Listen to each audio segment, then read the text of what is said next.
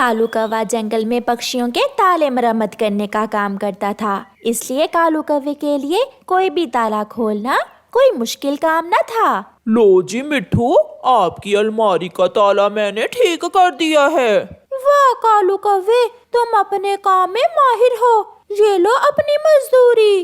कौवा अपनी मजदूरी लेकर घर चला जाता है। कालू जी, कब तक ये ताले ठीक करोगे? कई साल हो गए, ना तो मैं अपने लिए सोने का हार ले सकी और ना ही घर का गुजारा अच्छे से हो रहा है। तो क्या करूं मैं कोई बैंक लूट लूं? बैंक का नाम सुनकर गोरी खुश हो जाती है। कालू जी, जो गुस्से में तुमने बात की है, हम ऐसा ही करेंगे। हम जंगल में पक्षी बैंक लूट लेंगे और फिर हम अमीर हो जाएंगे। तुम खुद भी मरोगी और मुझे भी मरवाओगी। अगर पकड़े गए तो सारी उम्र जेल में रहना होगा। वैसे भी तो हम जेल में ही रह रहे हैं, कोई इच्छा पूरी नहीं होती। सब हंसते हैं मेरी तरफ देख देख कर। लूटेंगे, अब तो हम बैंक ही लूटेंगे।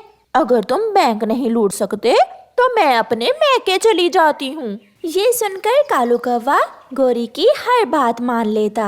ना गौरी, तुम मैके न जाना, मैं आज ही बैंक लूटने की योजना बनाता हूँ। फिर कालू और गोरी जंगल में मौजूद पक्षी बैंक की तरफ जाते हैं।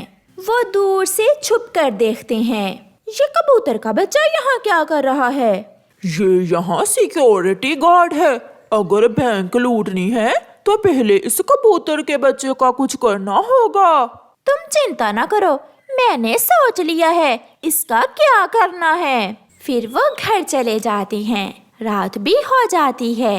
कालू और गोरी घर से निकलते हैं। कबूतर बैंक के बाहर कुर्सी पर बैठा हुआ था।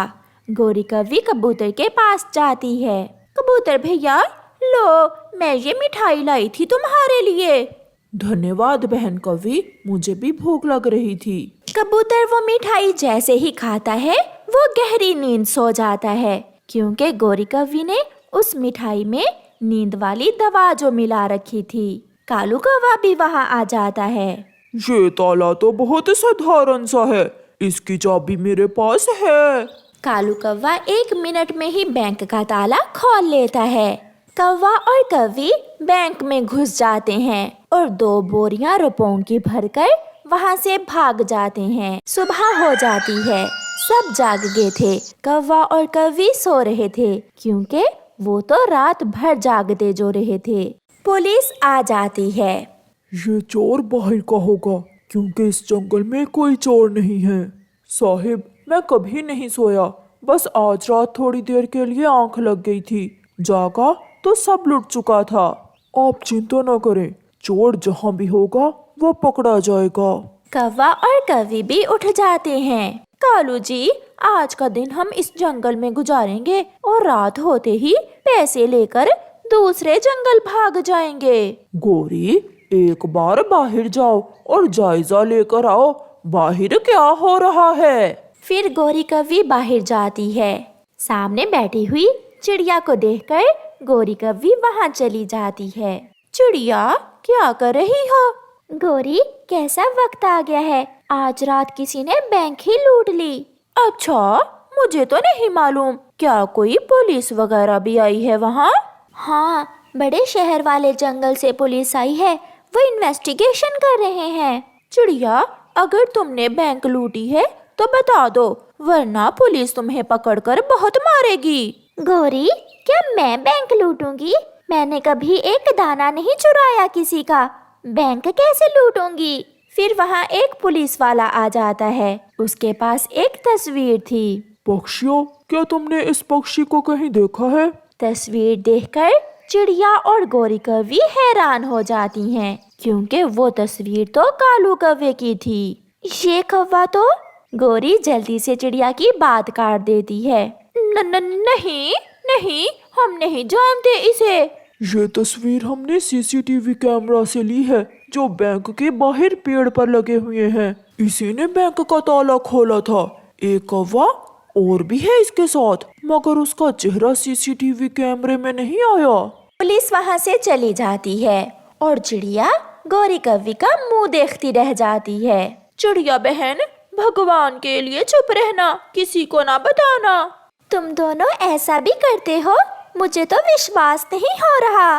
चिड़िया, समय नहीं है, मुझे जाना होगा, मगर प्लीज तुम किसी को ना बताना। मैं तो नहीं बताऊंगी, मगर कालू कौवे को सब जानते हैं। गोरी वहाँ से चली जाती है। कालू, कालू भागो, हम पकड़े गए हैं। मुझे कुछ बताओ तो, क्या हुआ है गौरी? कालू जी, पुलिस तुम्हें ढूंढ रही है। चोरी हम दोनों ने की है, और पुलिस मुझे अकेले को क्यों ढूंढ रही है? कालू जी, समय नहीं है, जल्दी चलो।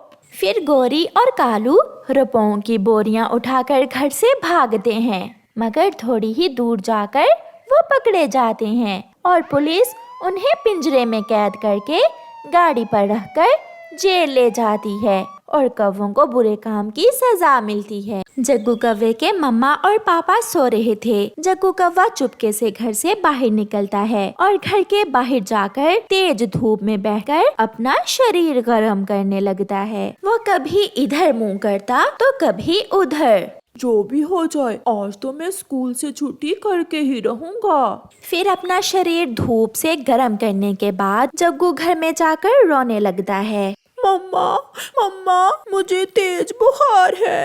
मम्मा, मुझे तेज बुखार है। जग्गू की मम्मा और पापा भी उठ जाते हैं। जग्गू की मम्मा जग्गू को छू कर देखती है। हाय, मैं मर गई। जग्गू के पापा, देखो तो, मेरे बेटे को बहुत तेज बुखार है, शरीर जल रहा है मेरे बेटे का। अगर इसे बुखार है तो इसे आज स्कूल ना भेजना। यही तो जग्गू चाहता था। हाँ हाँ मम्मा, मुझसे उड़ा भी नहीं जाएगा आज।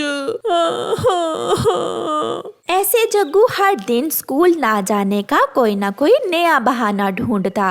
मम्मा, आज मेरे पेट में बहुत दर्द है। ये सुनकर गोरी कौवी बुलबुल डॉक्टर को बुला लाती है। तो पेट में कहाँ दर्द है तुम्हारे बेटा? यहाँ दर्द है बुलबुल आंटी।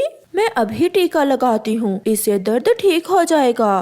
टीके का सुनकर जग्गू तो रोने लग जाता है। ना मम्मा, मेरे टीका ना लगवाना, मैं अब ठीक हो गया हूँ और मेरे पेट का दर्द भी ठीक हो गया है। तो गोरी, मैं सब समझ गई हूँ, आप मेरे साथ बाहर आए। बुलबुल गोरी को घर के बाहर ले जाती है। गोरी, आपका बेटा झूठ बोल रहा है। मैं समझ गई हूँ, आपका बेटा ऐसे झूठ स्कूल से छुट्टी करने के लिए बोल रहा है। बुलबुल बहन, हर रोज इसे कोई ना कोई मसला ही होता है। जब स्कूल का टाइम गुजर जाता है तो ठीक हो जाता है। परेशान होकर गोरी कौवी चिड़िया के पास जाती है। चिड़िया, तुम्हारा बेटा बहुत शौक से स्कूल जाता है, मगर मैं क्या करूं? मेरा जग्गू रोज कोई ना कोई नया बहाना ढूंढ लेता है। आज तो बुलबुल ने झूठ पकड़ लिया है जग्गू का। टीका देखते ही उसके पेट का दर्द दूर हो गया। गोरी बहन, इसमें चिंता की कोई बात नहीं है। सब बच्चे एक जैसे नहीं होते। कुछ बच्चे स्कूल शौक से जाते हैं और कुछ स्कूल जाने से डरते हैं। आप मेरे साथ जग्गू के स्कूल चलें। फिर गोरी कौवी और चिड़िया जग्गू के स्कूल चली जाती हैं। हमें जग्गू में स्कूल आने का शौक पैदा करना होगा। हमें उसके लिए उसे दूसरे बच्चों से थोड़ा अलग रखना होगा। वो अपना होमवर्क भी नहीं करता और ना ही स्कूल का काम। इसीलिए तो हम आपके पास आए हैं। फिर चिड़िया तोते टीचर को कुछ बातें बताती है। चिड़िया बहन, क्या ऐसा करने से जग्गू स्कूल आने लगेगा? मुझे पूरा विश्वास है, ऐसा करने से जग्गू में स्कूल आने का शौक पैदा हो जाएगा। फिर दूसरे दिन जब जग्गू स्कूल आता है तो तोता टीचर जग्गू से एक बहुत आसान सा सवाल पूछता है। जग्गू बेटा, बताओ कि हमें धूप किससे मिलती है? सूरज से। हमें सूरज से रोशनी और धूप मिलती है। क्लैपिंग। ठीक, जग्गू ने तो इतने मुश्किल सवाल का जवाब ठीक दे दिया है। सब बच्चे जग्गू के लिए क्लैपिंग करते हैं। ये देखकर जग्गू बहुत खुश होता है और तोता टीचर जग्गू कौवे को एक चॉकलेट भी देता है। आज घर जाकर जग्गू कुछ अलग कर रहा था। वो अपनी किताबें अपने बैग से निकालकर उन पर अपना नाम लिख रहा था और उन्हें गौर गौर से देख रहा था। ऐसा उसने पहले कभी ना किया था। फिर दूसरे दिन तोता टीचर जग्गू से कहता है, जग्गू बेटा, इधर आओ, आप तो बहुत समझदार हो। यहाँ आकर बच्चों को थोड़ा सा पढ़ाओ। डरता डरता जग्गू उठकर सबके सामने चला जाता है। अपनी क्लास को बताओ कि घोंसला कैसे बनता है। आपको तो मालूम है ना कि घोंसला घास और तिनकों से बनता है। यस टीचर, मुझे मालूम है। दोस्तों, घोंसला घास और तिनकों से बनता है, सूखा घास और छोटे तिनके। क्लैपिंग, जग्गू के लिए क्लैपिंग। जग्गू ने आज फिर ठीक बताया है। ऐसे जग्गू में आहिस्ता आहिस्ता स्कूल जाने का शौक बढ़ने लगता है। वो अब रोज स्कूल आने लगा था और वो तो अब बैठने भी आगे वाली सीट पर लगा था। जग्गू बेटा, परिवार की जिम्मेदारियाँ क्या होती हैं? सबको बताओ। पापा अपने परिवार के लिए दाना लाते हैं, जबकि मम्मा अपने घोंसले की देखभाल और अपने बच्चों का ख्याल रखती है। जग्गू अब ज़हीन हो गया था। उसका ये जवाब सुनकर आज तो तोता टीचर भी हैरान था। जब बच्चे बड़े हो जाएं, तो बच्चे भी अपने मम्मा और पापा की मदद करते हैं। अब गौरी कव्वी बहुत खुश थी और वो चिड़िया के पास जाती है। चिड़िया बहन, आपका बहुत बहुत धन्यवाद। मेरा जग्गू अब शौक से स्कूल जाने लगा है। बच्चों में कॉन्फिडेंस पैदा करने के लिए उन्हें वक्त देना चाहिए, उन्हें प्यार से समझाना चाहिए। उनकी छोटी छोटी बातों को अप्रिशिएट करने से उनका हौसला बढ़ता है। चिड़िया बहन, जो काम हम मार से ना कर सके वो प्यार से हो गया। ये बात मैं अपने दोस्तों को भी बता देती हूँ। प्यारे दोस्तों, अपने बच्चों का हौसला बढ़ाने के लिए उनकी छोटी छोटी बातों को अप्रिशिएट करें। ऐसा करने से उनमें कॉन्फिडेंस बढ़ेगा और वो आगे बढ़ेंगे। आपका धन्यवाद।